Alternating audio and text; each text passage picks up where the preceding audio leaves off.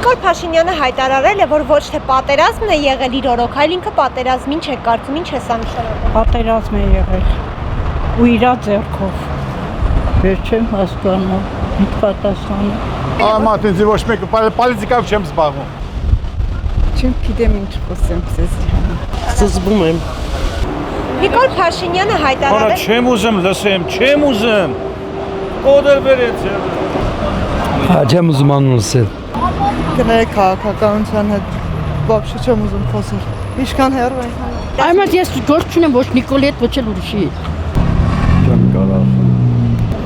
Սա ես մտածում եմ, որ քաղաքական գերտերությունների հետ կապված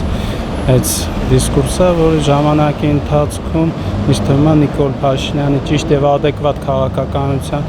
արդյունքում ճիշտ լուծում կստանա։ Փաշինյանը հայտարարել է, որ ոչ Այդ կենթանի անունի դուրելի արդեն վատացա։